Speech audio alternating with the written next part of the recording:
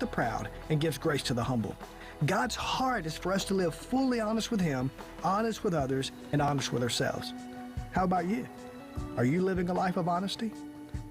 I'm Shane Black, Revivalist of Life Action Ministries for OneCry.com.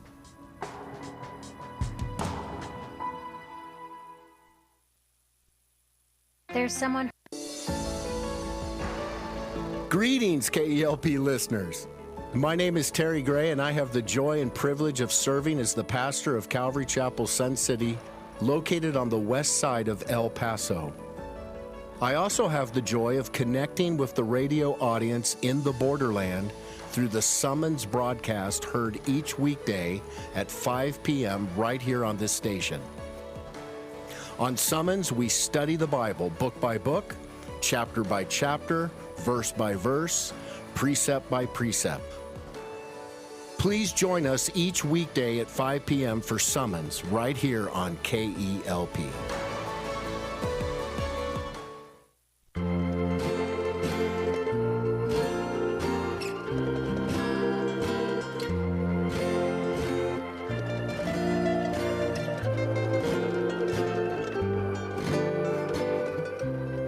You are listening to KELP El Paso.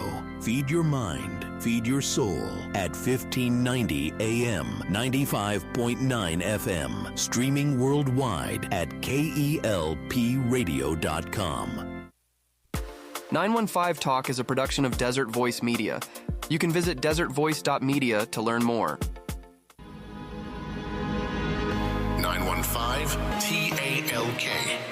The world is looking at El Paso. What will we say to the world? From the KELP studio in El Paso, this is 915 Talk. And now your host.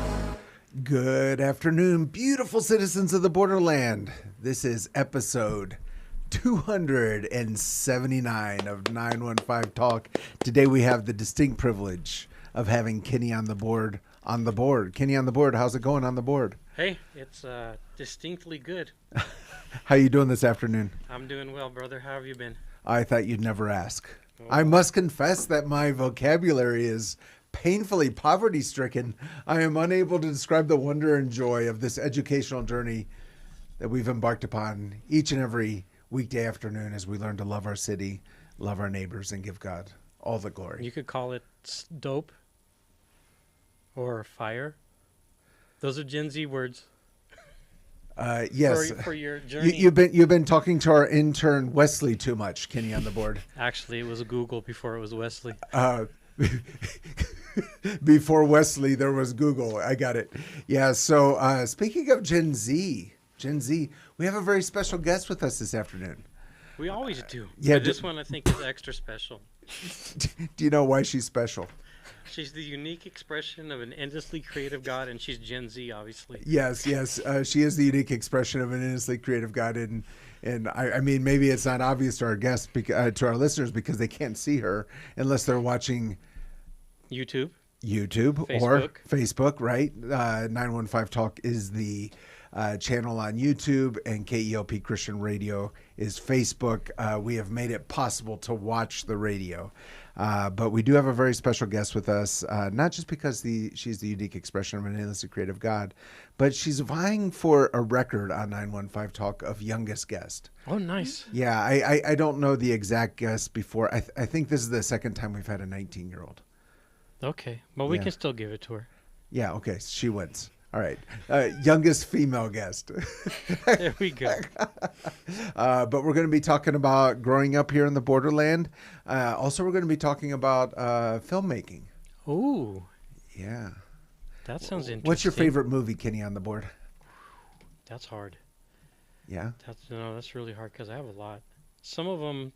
It's the Ten Commandments, Ben-Hur, Chariots of Fire. What's your favorite, Kenny, on the board? Ben-Hur. Ben-Hur. Okay, there you go. All right. Thanks for the remembering. All right, so we have a lot to unpack over the next hour. So without further ado, let's give a very warm Borderland welcome to the one, the only, Miss Gigi Wilcox.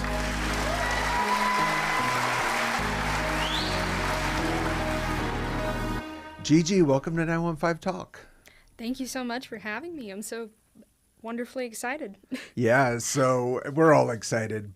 So I guess we'll start off with films. Have you ever watched Ben-Hur? I sadly actually have not watched the whole entire thing. I know my dad loves it. Yes.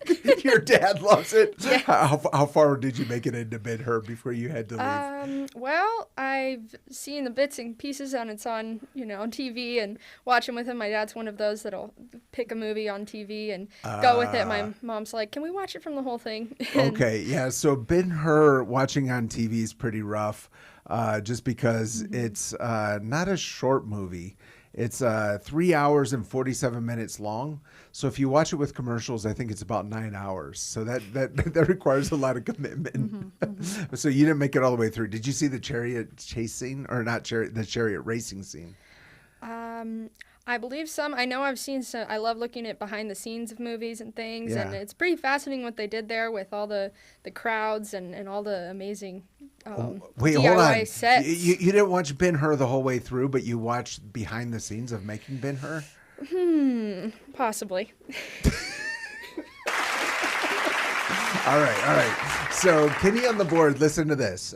We were doing the trading post on Saturday, right?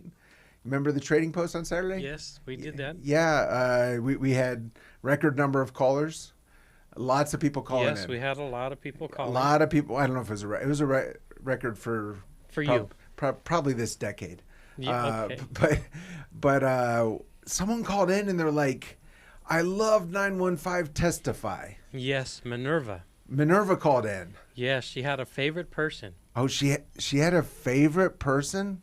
No yes, way. She did. Okay, so 915 Testify, for those who are not paying attention to what's being played on this radio station, is a 70-second special. We hear testimonies from around the borderland, and it's super cool. Just so many different types of people, but one thing in common, God's working in their life. Right. So Minerva called in, and she's like, I love the testimony. Oh, play it. Just go ahead and play it. 915. Testify. When I was 14, I had this idea to get into filmmaking and make this own show that I picture, and I had this plan in my head that it was just going to happen someday. I finally learned that God is the one that makes everything happen. I would say the number one way that I have grown closer to the Lord has been by the times that I realized how awesome His plans were for the future that weren't my own. It felt like God all of a sudden spoke to me saying, it's not your job to feed the 5,000, just bring the loaves and fish. And I finally grasped what that meant. And since then, I have just embraced that same area of storytelling as my passion now. But I've done it in a way that I realize God is the one that makes things happen, and you don't have to rely so much on yourself. That has really been the most beautiful truth I've learned in my life moving forward. My name is Gigi Wilcox. If God did this for me, He can do it for you. And they overcame him by the blood of the Lamb and by the word of their testimony. Desertvoice.media. Oh, Gigi, that was your testimony. I was so happy to be here and give my love to Minerva. That's so sweet. Yeah, no, she literally called in. She's like, I love Gigi's testimony. And I said, she was like, I told her, I was like, Gigi's coming on 915 Talk. She's like, that's so amazing. Also someone on YouTube. Hi, Gigi, that's my teacher. I don't know who 863 Fanatic is. Who's that? I don't know. I have a clue, perhaps. What are you teaching? Well, let's see. There's been a couple different places now with Engage, Apologetics, and Telos Academy. Okay. But I just had this awesome opportunity. It seemed like God just put in my life to get to use what I've been studying myself on my own and my research toward just art and storytelling. Okay. As a gift of God. Okay. To get to share it with students, to high school especially, and middle school, getting to talk about what is a story, where did it come from, why is it important. My generation has just grown up so associated, closely knit together with entertainment media, with movies that we grow up with, shows, video games, and now, of course, memes and the internet and things. Yeah.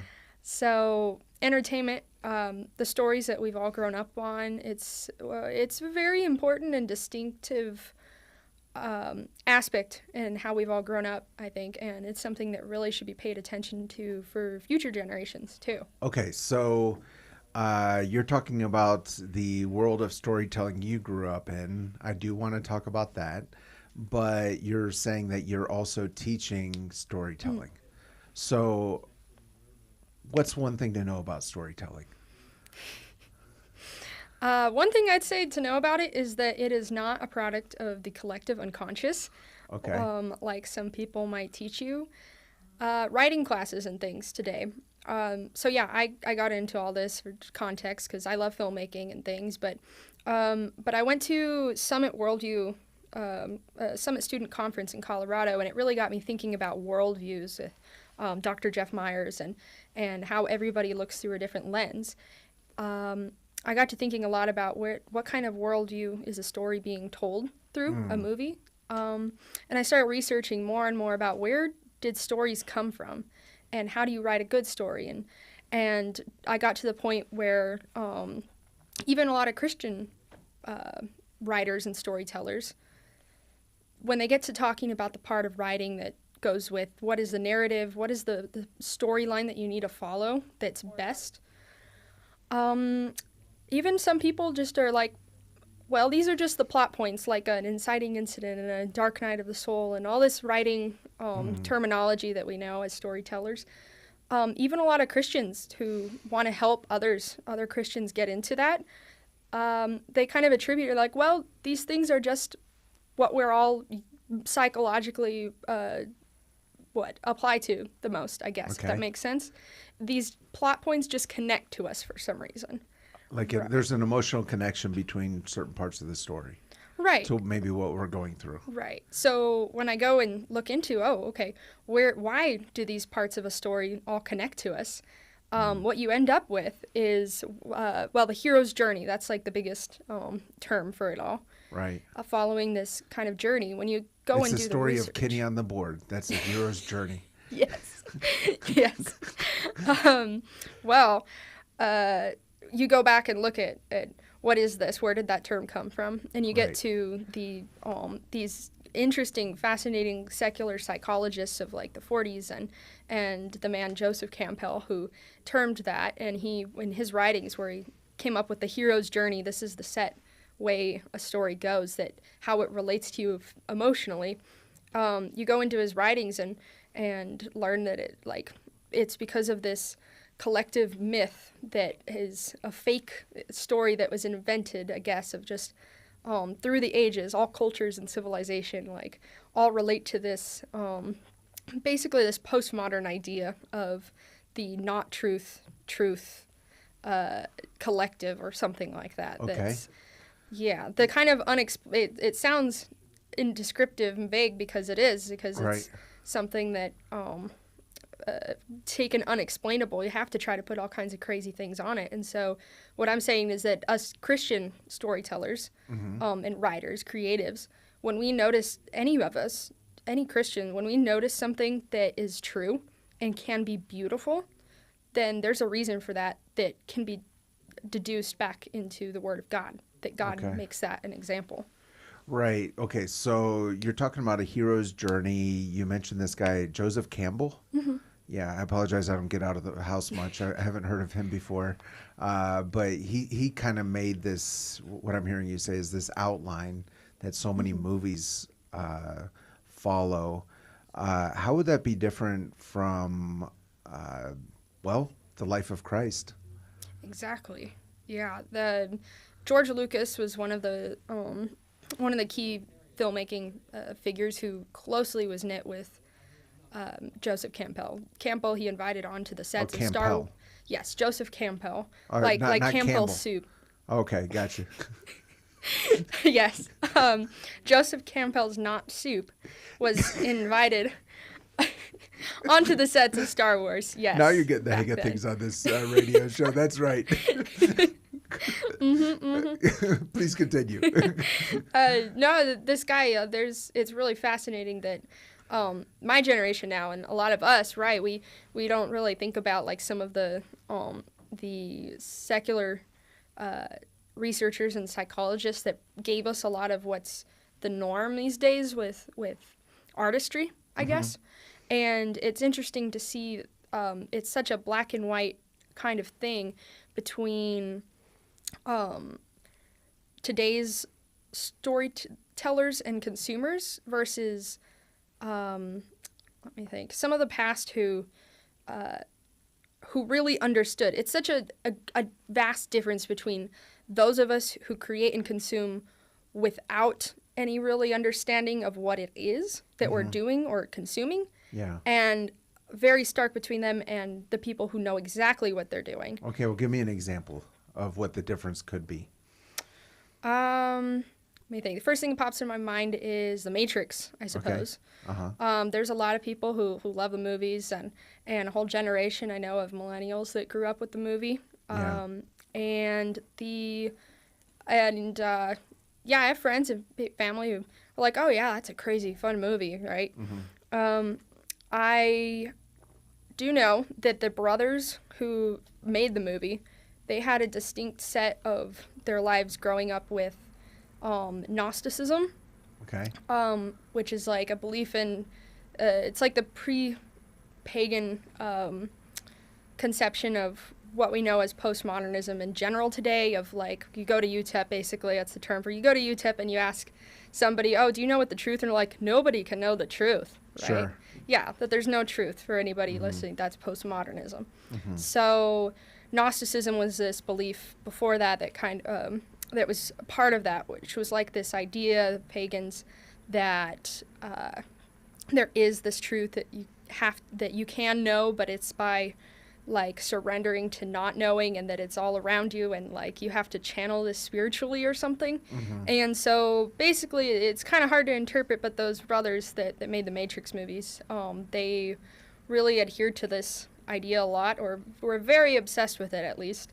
And so they converted it into the Matrix. And I've heard that there's a lot of millennials then who took it very seriously. There's a whole batch of people in that generation who were amazed at the Matrix and thought, whoa, this could be real. Right? Yes. Okay, so you're saying the Matrix does not have a biblical worldview. That's what I'm hearing you say, right? Right. Okay, and why would you say that, like, specific to the plot? Well, it is about not knowing what the truth is, that you never know. If it was something that, what's the word I'm looking for? If it was a story that incorporated still some foundation that was measurable, I guess, objectively in our lives, that showed that there's a difference between this and our real life as we know it, right? All too often there's so many movies that put you in a fantastic worldview with all kinds of fantasy elements, but they don't give anything to correlate to real life, I guess. Like, are those representing anything that's real and true, gotcha. right? Like, let's see, another thought is like the movie Inception. My friends, we all love that movie. And I haven't heard of it. I don't get out of the house much. Okay, it's a Christopher Nolan movie about, actually I think a lot of our friends are going to go watch it tomorrow. But it's a movie about like a whole set of scientist guys who hack into people's brains basically and like put them to sleep, and then they can go into their dreams and like give them ideas through dreams and stuff like that. And and so then next thing it's like one dream after another within a dream within a dream, and it's pretty crazy. But anyway, so the kind of so with all of that, you're saying that there's this whole realm of storytelling that doesn't have any foundation in truth. What would an example be of storytelling or filmmaking, which is kind of what we're getting to, where it is based in truth, where it is based on real life? Oh yeah, there's, I mean, of course. Other than Ben-Hur, because we already talked about that. Well, there's lots of great Christian movies over the years, and even not made by Christian movies that still have great biblical virtues in them. and it's really all about redemption in the end. And does it actually, is it legitimate redemption that comes to something applicable to us, right? So there's lots of great movies about redemption from many different forms of filmmakers. Personally, one of my favorites of all time is It's a Wonderful Life. Okay. It's just such a beautiful story of redemption, and Right. I would think I would hope most people know It's a Wonderful Life. Yeah, well, I would hope so too. You're using this term redemption. I think a lot of our listeners might know what you're talking about. For those who aren't familiar with that term, how would you define it? So redemption, it's something that could not be totally defined, I don't think, with a complete understanding by, say, an atheist, I suppose.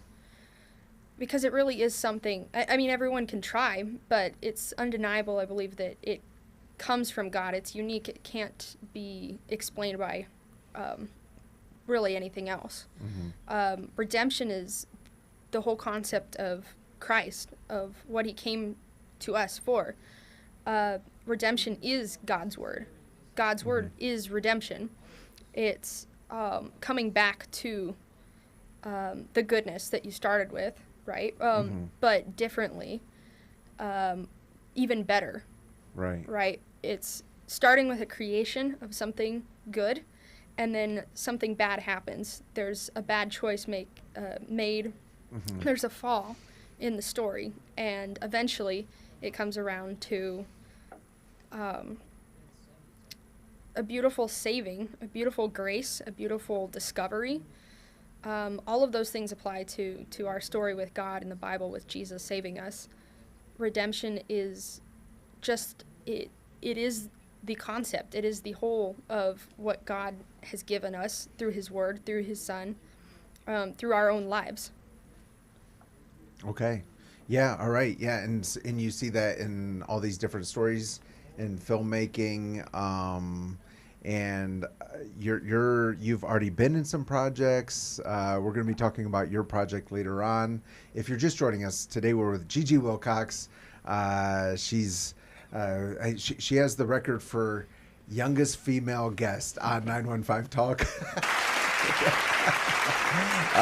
But we're talking a little bit about her journey, but also about storytelling and filmmaking, and love hearing your point of view. We do need to take a break. When we get back from the break, I think we'll talk a little bit about The Chosen, because I've heard you talk about that before. But first, we do need to take our break, and this is your daily reminder that 915 Talk is a production of Desert Voice Media. You can listen to this or any previous 915 Talk conversation by going to our website, desertvoice.media. Thank you to everyone who has joined us on this journey to love our city, love our neighbors, give God all the glory. This educational journey, it truly is the highlight of my day, each and every day. Actually, Kenny, on the board, I was at a dinner last night, and I said 915 Talk is the highlight of my day. And 915 Talk is the highlight of your day? Yeah, I said that, and I was corrected. You were correct? Yeah, of course. So I was corrected. Oh, you were corrected. 915 Talk, the highlight of your 915 Talk is the highlight of my work day. Okay, so was it your wife that corrected you? No, it was my wife's friends. Okay. Because I'll say if it was your wife, she was probably like, when you walk in the door and see me, right. that should be the highlight of your day. Exactly. But 915 Talk is the highlight of my workday. We're going to go to a break. Do not touch that dial. We'll be right back. Don't touch that dial.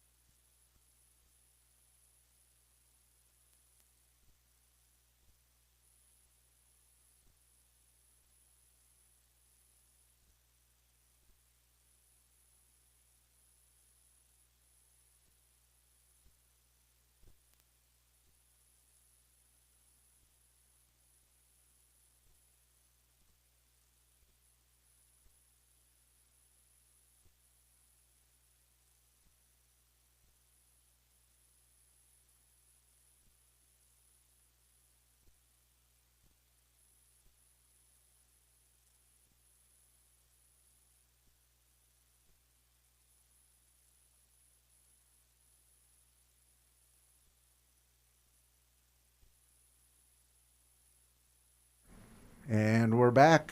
Somehow we lost our break. We're back. If you're just joining us, we're with Gigi Wilcox. She's a young filmmaker. Oh, you're also part of King's Kids, right? Yes, more or less. More or less.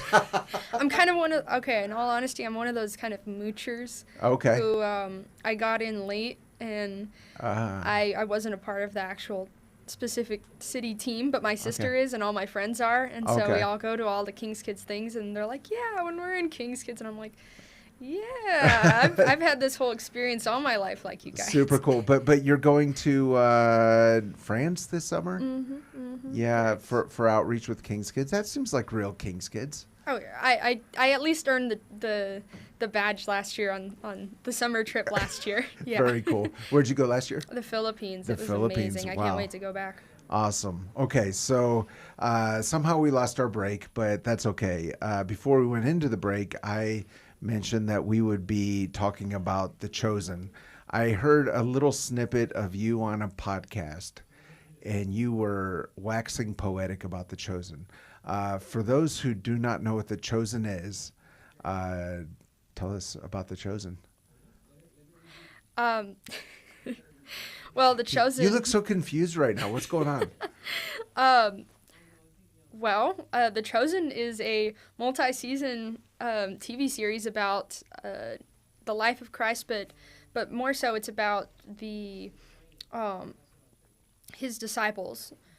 Everyone has a different interpretation when we read the scriptures, and we get creative, and we want to apply to ourselves, right, what we read, and think about, wow, this person, they went through all of this, and Jesus brought them through this, and what was it like, that decision that they made?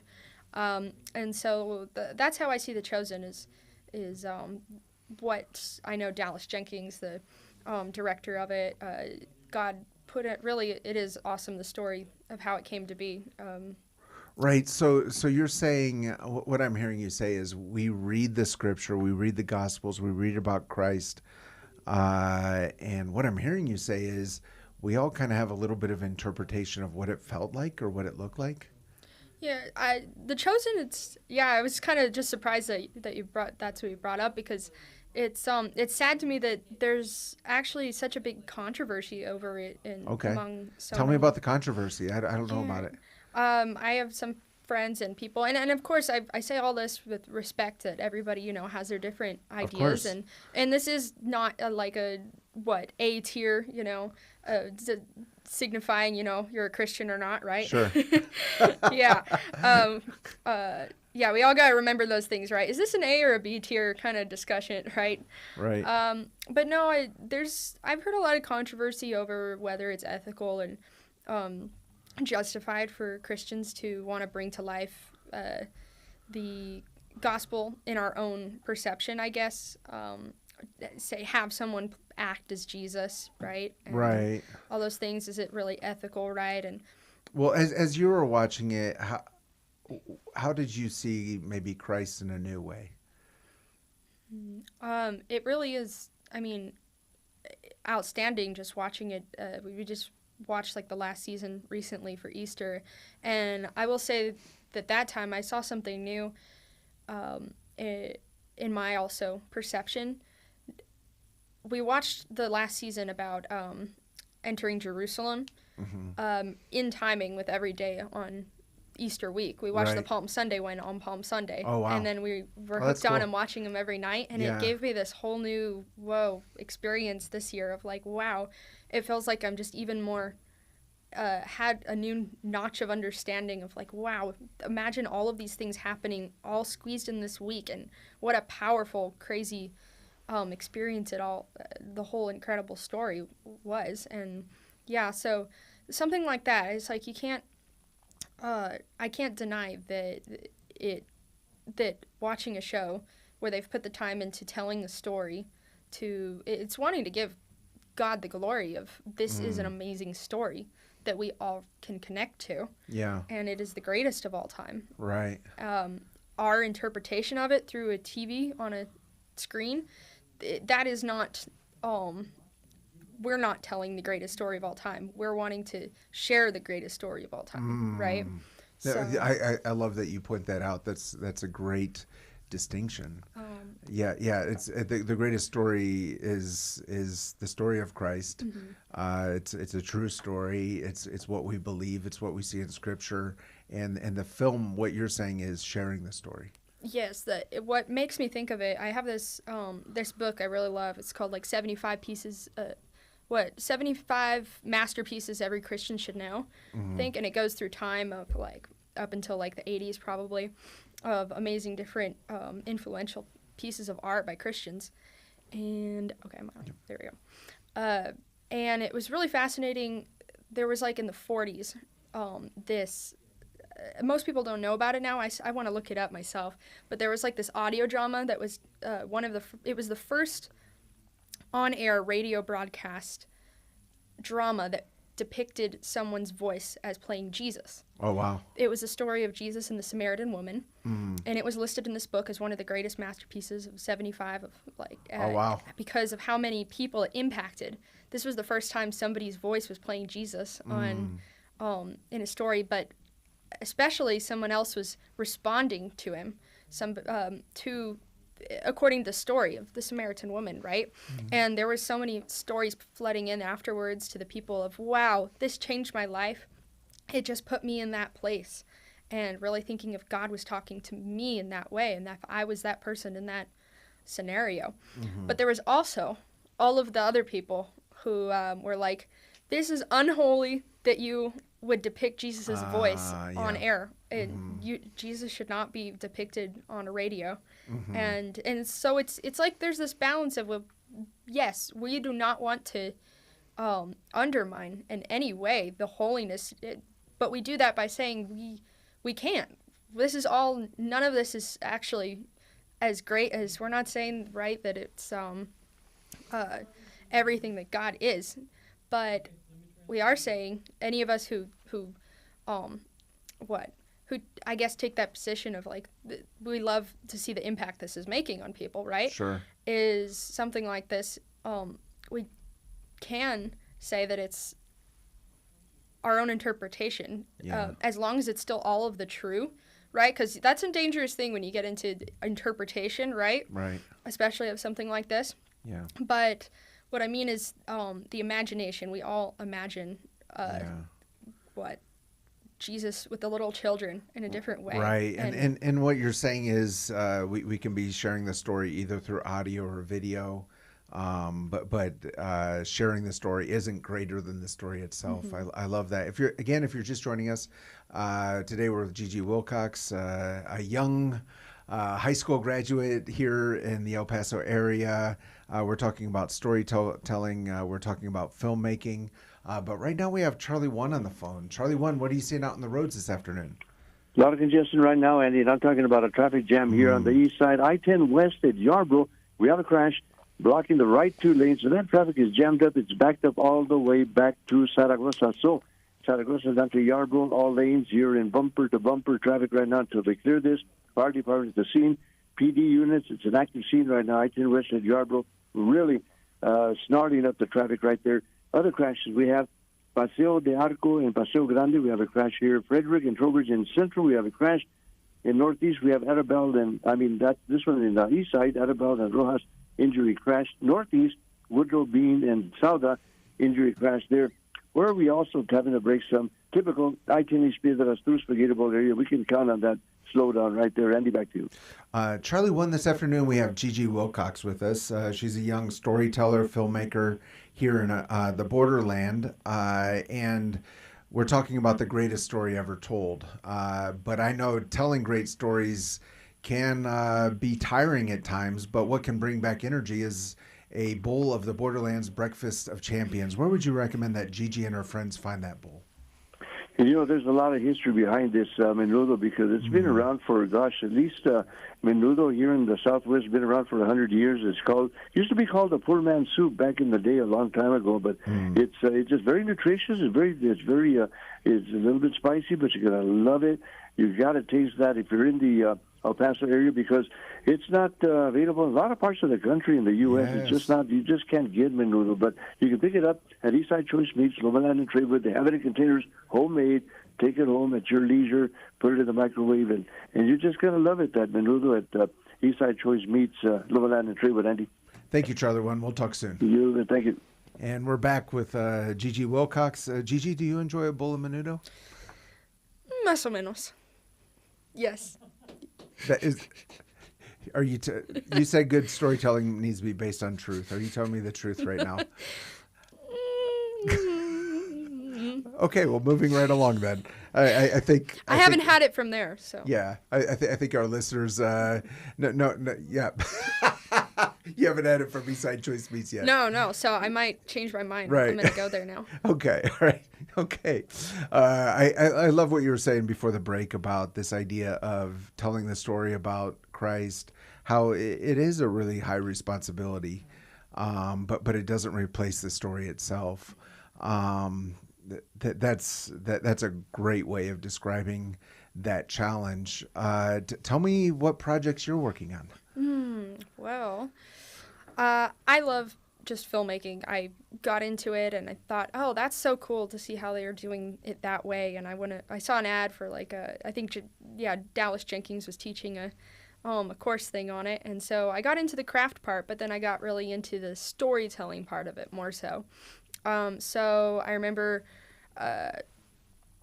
my projects. I have been working on something big right now that I felt like God just kind of put into my hands. I'd made some short films in the past, did this awesome one with my friends. I still say thank you so much for the time they gave me to this little Founding Fathers one, because I also love American history, and it was pretty cool.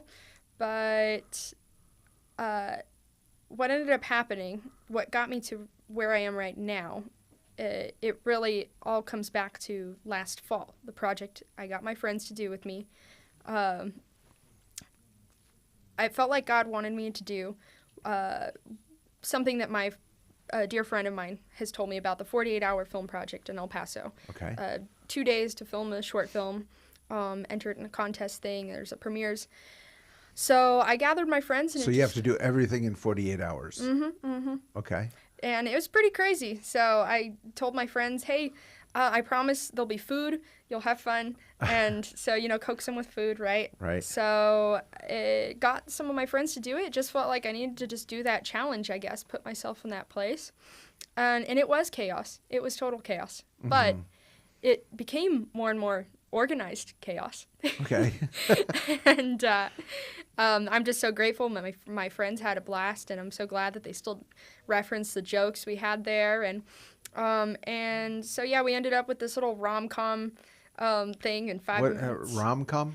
Yes, this little silly romantic comedy. Oh, I thought it was communications, comedy. Romantic communications, I mean, that was kind of a big part of the story, was they needed better romantic communications. Okay, so let me make sure I got this right. You enter this contest, you have 48 hours to make a film, you promise your friends food, and you make a romantic comedy. Yes, because they give you like the different, you draw the genres out of it and stuff. And so we got road trip and romance. So we're all like, okay, let's see. And naturally, we decided that this group of teenagers under the age of 20 was going to portray 2 different married couples. Oh, wow. So I don't know how believable that was. But but we had a fun time, and all of this is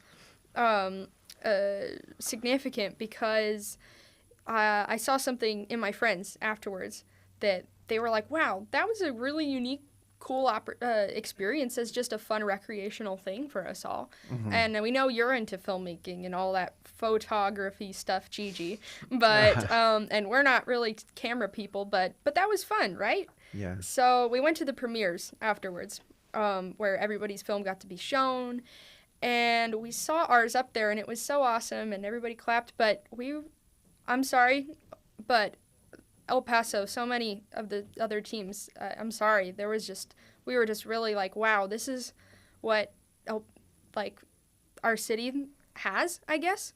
There was just some really, I'm sorry, bad films that just, for the sake of not even, cussing and things, but what we all saw was such a lack of redemption.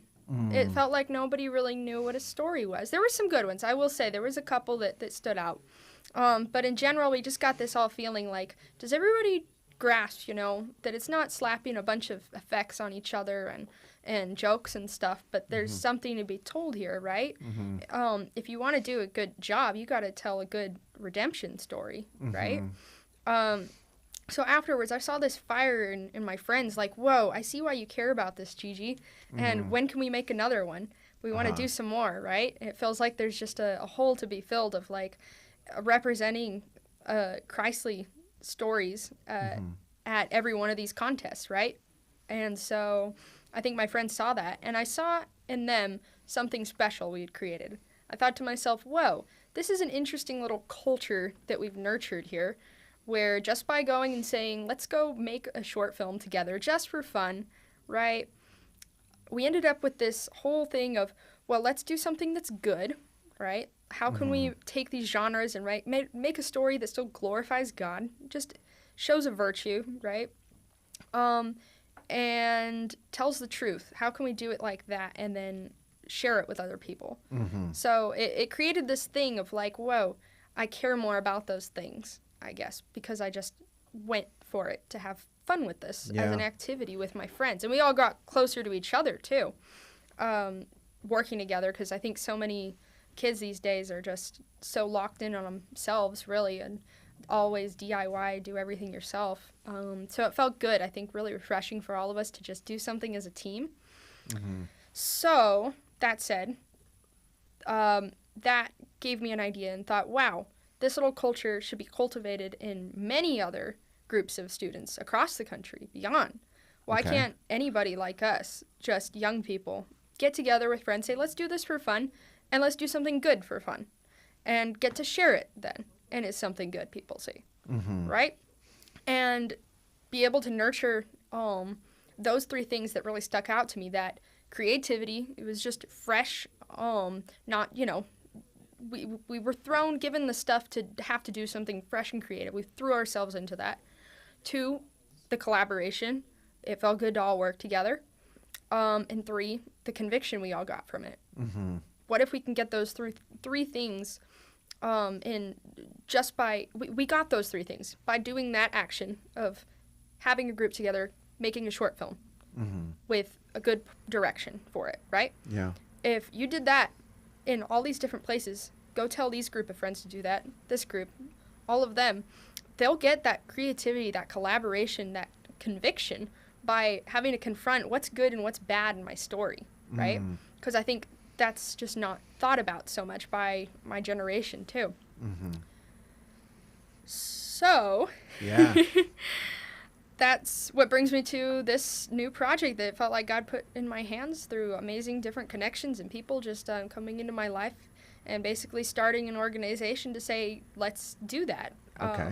Let's be an outlet for students to make clubs with each other. Okay, so what will that look like? So right now it's called Create with Purpose. Create with Purpose.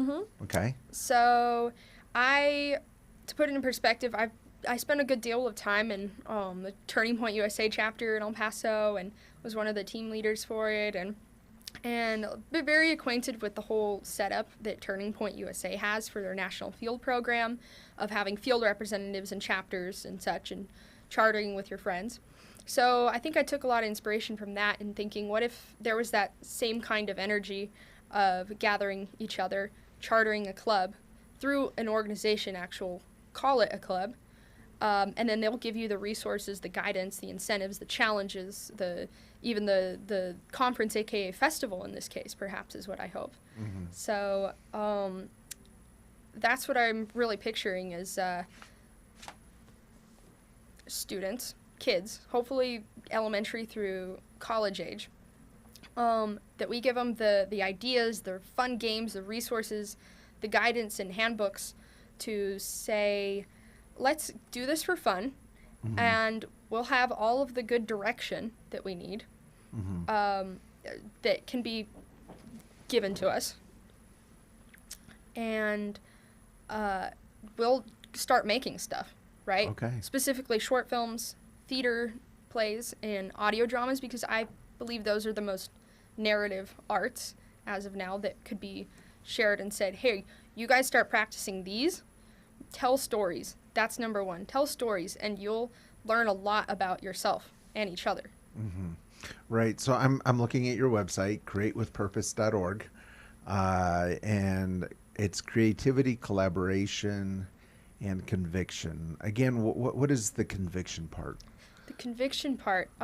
Yeah, I would say most other, if there was any secular, non-Christian idea for this, I don't think they would be listing the conviction part. Yeah, you can get creativity working together. In an age of AI, it's nice to have, kids actually doing things yourself, fresh brain juice, mm-hmm. And working together too. Nobody can deny that. Yeah. But the conviction part, I believe that's something special to Christian storytelling, that at least to be noticed, right? So I see the idea of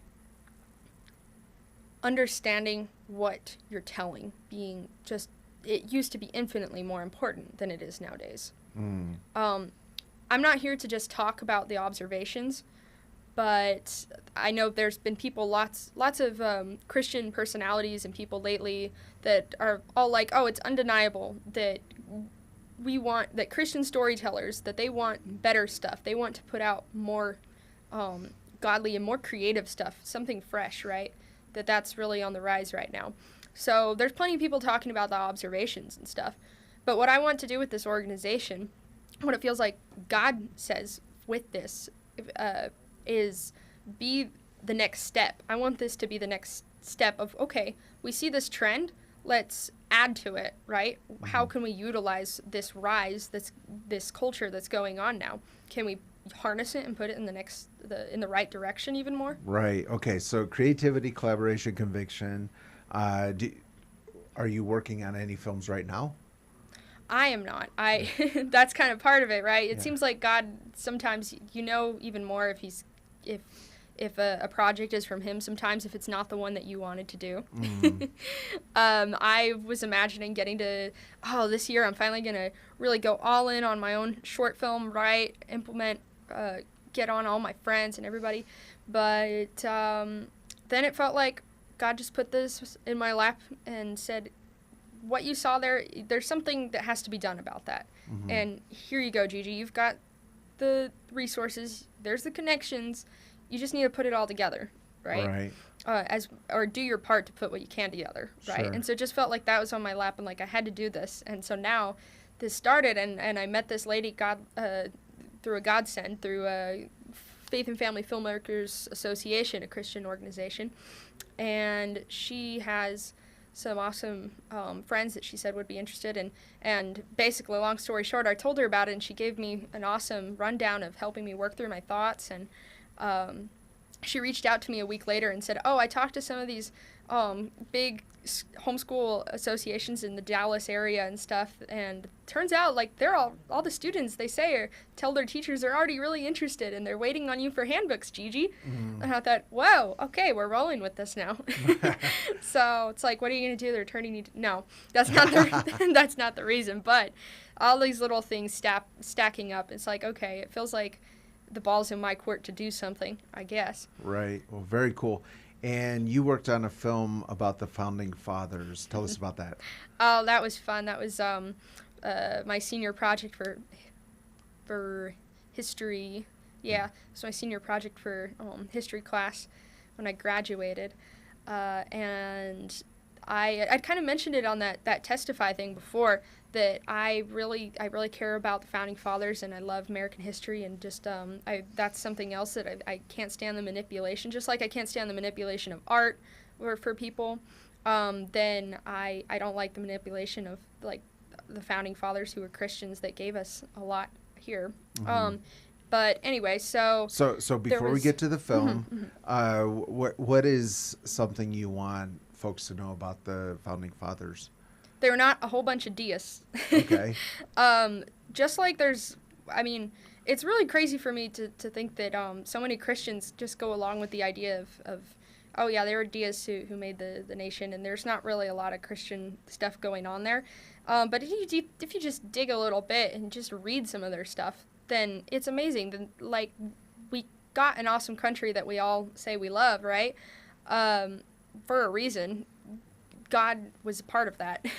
And it's amazing going back, and it's like, as Christians, we can recognize that science books have become, totally propagandaful these days about, how did the universe start?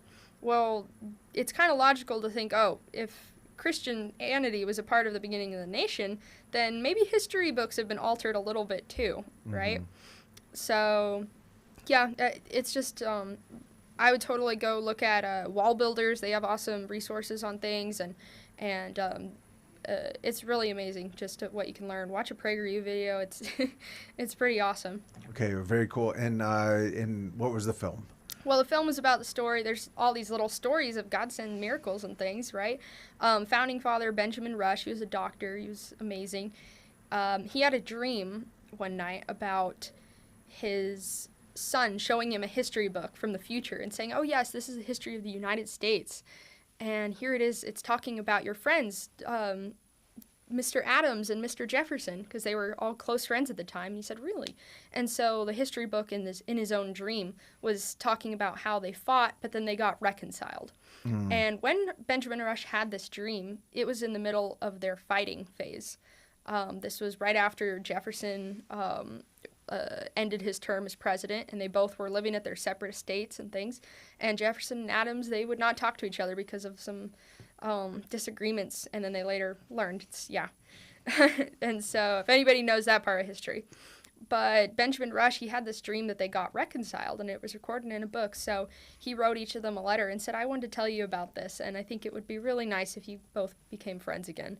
And so God used him as like a little providential instrument to help them both actually get reconciled after that by sharing this dream. And so it was cool getting some of my friends. So that's a true story about the dream? Oh, yes. Okay. And so there's writings afterwards of Benjamin Rush to each of them saying, I'm so happy to know if I was an instrument of God in any way toward your reconciliation. So I got my friends, we went up to King's Kids and got our own little Founding Fathers, we got a Capitol there. We had the halls of Congress through the hacienda. And it was pretty fun, dressed up like that. Very cool. Very cool. All right. So I'd never heard about this story of Benjamin Rush. That's super cool. I'd read a little bit about how Jefferson and Adams had some disagreements, I think particularly on slavery. How did the dream help them reconcile? Well, the microphone, anybody listening? You are listening to KELP El Paso. So Gigi, I see the confusion on your face throughout this whole interview. So I feel like I need to explain to you what's been going on. Okay, we had lost our automation computer, so that's why we haven't been doing any breaks. And the guys in the back have been working feverishly. But it looks like are we good now, Mac Daddy? Oh, we're good. All right. Praise the Lord. Yes. So anyway, I just want to take the confusion off your face a little bit. But it was a little, there was a lot of stress going on in the room behind you right now. So Benjamin Rush has a dream. It shows the future. It helps Jefferson and Adams have some reconciliation. What was it about the dream? It was him and his son. Yeah, he was showing him a book and stuff. And I think that's the thing. I think back then it was just the fact that they could recognize when something was from God. And so back then, so like the part of the story, I think it. From what I learned and read, it was really just kind of a back and forth from what we know of. Then they told him thank you for that, and they got reconciled. And so back then, that might seem a little strange to us, I guess, of wanting to know what even more emotional things went on, I guess. But they really surrendered themselves so much. You are listening to KEL.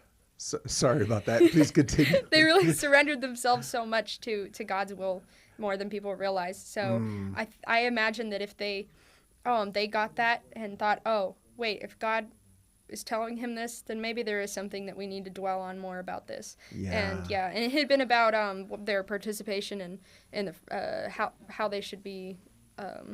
Whether they should be allied with France and the French Revolution, and talking about, but this is what's democracy and what's not with that and stuff. And then later on, they're both like, God's what matters. Yeah. Okay. Well, super cool. Well, Gigi, I looked on YouTube right now. Your short film, Just Married, has like 50,000 views on YouTube. Are those real views? Yes. All right. That's cool. Yeah, we all were laughing about that as it went on. And we're like, what? More and more? Oh, that's cool. The interesting thing is I looked behind the scenes, and it was from India. Like 80% of it all is Indians. Maybe you need to start making some Bollywood films. We're like, is it because of that? But actually, well, no, we would the interesting thing is that we all were like, wow, that's actually, I wonder if that really has to do with it. It was because at King's Kids with Mr. Vinny, we had just been talking about like learning the different religions of the world and stuff, and we were talking about India, and he was sharing, the missionary at King's Kids, his experiences with the people there when he's gone, and how sadly the women are treated there by their husbands, and according to Hinduism, and like they can do whatever they want with them, and so it's so interesting that a lot of times the women really look to, that's why there's also a lot of romance Bollywood films is wanting to see the idealization of what a marriage should be like. So we all were like, wow, I wonder if that has to do with that. Like they saw this and thought, wow, this is an American couple. That's what sounds awesome. Right. No, that's super cool. And Gigi, we're running out of time. I see you glancing at the clock. That's my job. But you were a part of Tell Us Academy? Mm-hmm, mm-hmm. All right. So just quickly, what would you say to listeners maybe about Tell Us and about growing up being homeschooled? Oh, yes. Homeschooled all the way. Loved it. Okay. I was kind of an extroverted one that had 6th grade and thought, am I missing out? And then I tried it, and I came back and thought, no, it's pretty awesome to be homeschooled. Okay. So I found Tell Us Academy for my senior year, and it was such a beautiful experience of just homeschool vibes and awesome godly friends. But they've really been working more and more on really getting the subject matter experts so it's a legit actual academy, right. But that still has that beautiful, wholesome culture, right? Super cool. Yeah, Mike and Cheryl Culisar have been on this program of Tell Us Academy. Super cool. We got a message through the KELP radio app. She is well-versed, talking about you. She is well-versed in history. Use wall builders as much as possible. We only have about a minute left, Gigi. Again, if you're joining us just now, we've been with Gigi Wilcox, 19-year-old storyteller from the borderland. And Gigi, we did good, even though you didn't even know we were having those technical difficulties. But in the minute that's left, what would you say your prayer is for storytelling here in the borderland? For here in the borderland, yes. I pray that, because there's a lot of big developments going on lately about really wanting to make people talking about this, the Hollywood of Texas and stuff, and God only knows what will happen, but I just pray that it's going to be used for God's purpose, and that it's not just the really awful ideas that get made, but that all these people that say, oh, we want good Christian, wonderful storytelling, good stories being told, that they step up, that we all say, you know what, let's just go ahead and do it. And it's really a beautiful thing that can be had. So I pray that across the country, everywhere, that storytelling is just seen as the treasure it really is from God. Love it. Gigi, thank you so much for coming in today. The website is createwithpurpose.org. Gigi Wilcox has been our guest. So much. Happy to be here. As we always say, let's learn to love our city, love our neighbors, and today I'm going to add, let's learn to tell better stories and give God all the glory. Amen. This has been 915 Talk. You have been listening to 915 Talk, a production of Desert Voice Media.